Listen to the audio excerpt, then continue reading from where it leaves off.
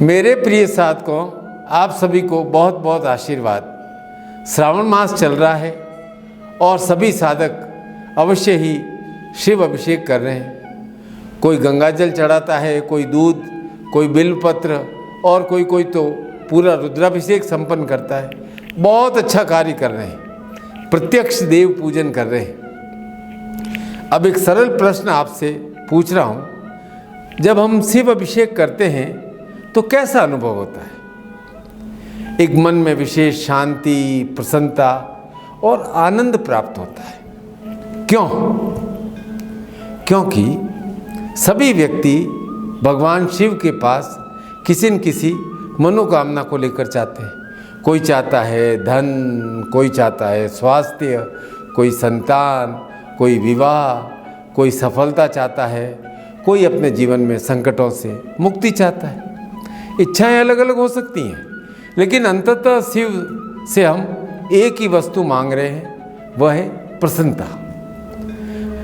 हम क्या चाहते हैं कि शिव हमारे जीवन में पुनः रस भर दें। जीवन में हमारे सौंदर्य हो, सुगंध हो, प्रेम हो, उल्लास हो, और जो मन के भीतर कुछ सूख गया है वह पुनः हरा भरा हो जाए। और विशेष बात यह है कि प्रकृति भी श्रावण में यही संदेश देती है। कुछ महीने पहले, 2 महीने पहले ही धरती गर्मी से सूखी हुई थी, त्रस्त थी। श्रावण आते ही हरी भरी होने लगती है।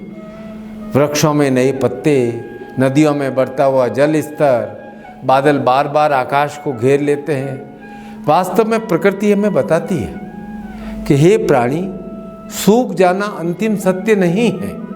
जीवन में पुनः हरियाली का रस प्रवाह हो सकता है। और इसी श्रावण में हम बार बार शिवजी पर, शिवलिंग पर जल चढ़ाते हैं। बाहर प्रकृति हरी भरी हो रही है और हम मन ही मन भीतर ही भीतर प्रार्थना करते हैं, हे शिव, हे रसेश्वर, आप मेरे मन को पुनः हरा भरा कर दो।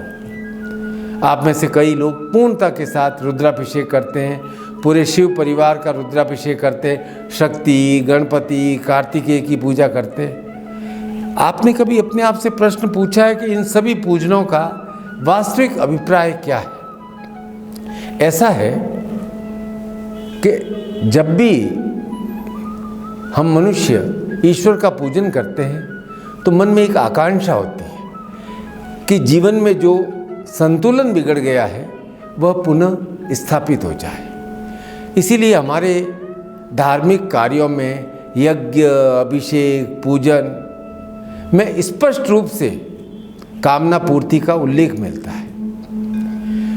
पर याद रखना, कामना पूर्ति अंतिम लक्ष्य नहीं है। कामना पूर्ति एक माध्यम है। हम धन क्यों चाहते हैं? सुख मिलेगा। सफलता क्यों चाहते हैं? प्रसन्नता मिलेगी। अच्छा स्वास्थ्य क्यों चाहते हैं? स्वस्थ होकर जीवन का आनंद ले सकेंगे। प्रेम क्यों चाहते हैं? जीवन की पूर्णता का अनुभव। हर कामना के पीछे अंतिम उद्देश्य क्या है हमारा? आनंद, आनंद, आनंद। अब यदि जीवन में आनंद और रस ही नहीं रहे, कोई रोमांच ही नहीं रहे और न कोई प्रसन्नता रहे, तो इसलिए हमारी आध्यात्मिक परंपरा में ईश्वर को भी हम कहते हैं सत्य चित्त आनंद। ईश्वर का अर्थ है वह सत्य है, वह चेतना है, वह आनंद है। अब यदि हमें ईश्वर का यह आनंदमय स्वरूप देखना है, जिसमें आनंद स्वयं प्रत्यक्ष मूर्तिवान होकर हमारे सामने दिखाई देते हैं, तो वह स्वरूप है देवादिदेव महादेव शिव का नटराज स्वरूप। नटराज का अर्थ क्या है? नृत्य के सम्राट। और शिव का नटराज स्वरूप हमें ये बताता है कि परम चेतना केवल समाधि में बैठी हुई गंभीर सत्ता नहीं है। जब हमारी चेतना आनंद में प्रकट होती है, आनंद भाव से युक्त होती है, तो वह चेतना नृत्य करती है। नटराज स्वरूप में शिव नृत्य कर रहे हैं और उनके चारों ओर एक अग्नि व्रत है। हाथों में गति है, पैरों में गति है, भीतर विचलन नहीं। यही अद्भुत बात है कि बाहर गति है, भीतर स्थिरता है, और यही जीवन का रहस्य है।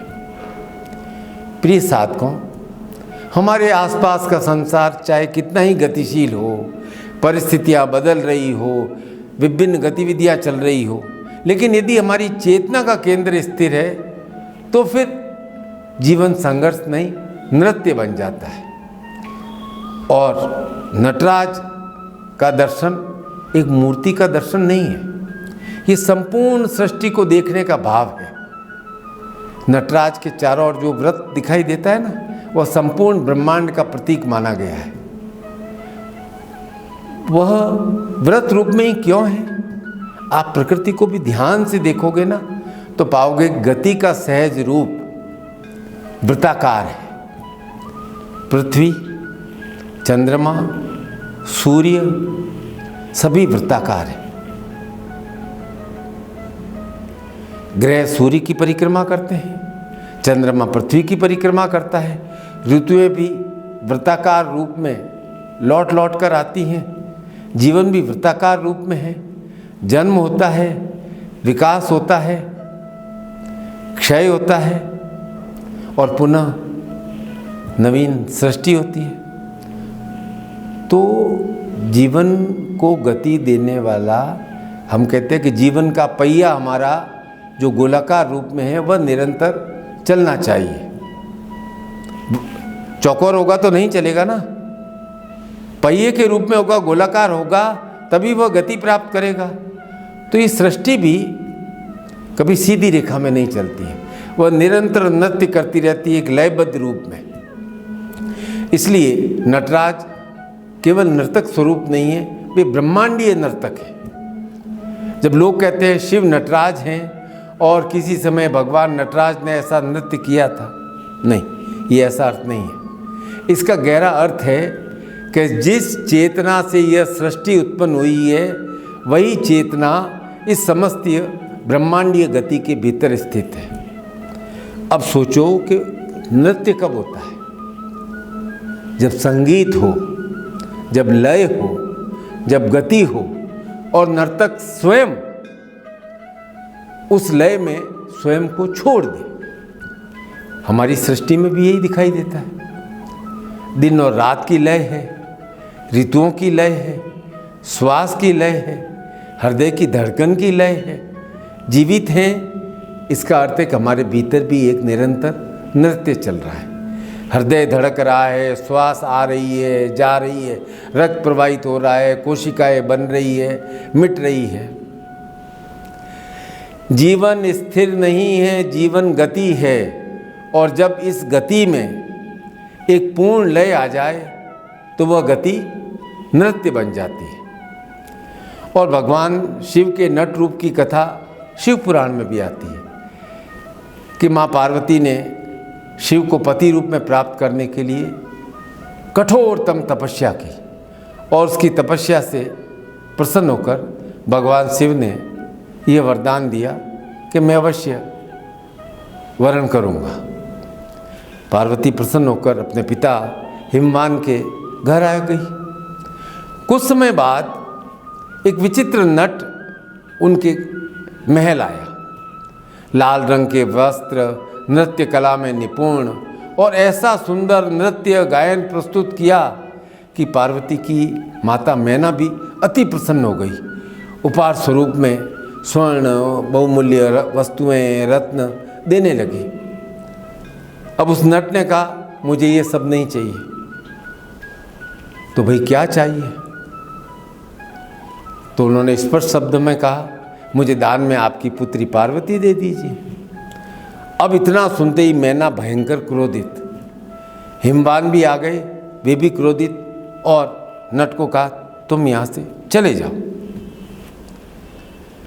बाद में मालूम पड़ा कि वो कोई साधारण नट नहीं था, स्वयं शिव थे। अब मेरी बात ध्यान से सुनना, इस कथा को एक लीला रूप में मत देखो। भगवान शिव इसके माध्यम से हमें एक संकेत देते हैं कि जब हम ईश्वरीय सत्ता को गंभीरता से खोजोगे तो आप अधूरा ही समझोगे। ईश्वरीय स्वरूप भी खेल भी है, लीला भी है और नृत्य भी है। और ईश्वर शिव का नटराज स्वरूप प्रफुल्लित मन का प्रतीक है। ध्यान से सुनना, जो मन भीतर से प्रसन्न है वही वास्तव में नृत्य कर सकता है। और इस मन की शक्ति बहुत गहरी है। शरीर की शक्ति को आप नाप सकते हैं। शरीर का कितना वजन है नाप सकते हैं।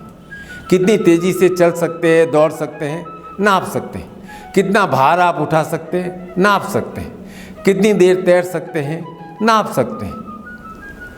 पर क्या कोई ऐसी मशीन भी बनी है जो बता सके कि आपके भीतर कितनी रचनात्मक शक्ति छिपी हुई है? ऐसी मशीन न बनी है और न बन सकती है। तो फिर मन की शक्ति का पता कैसे चलेगा?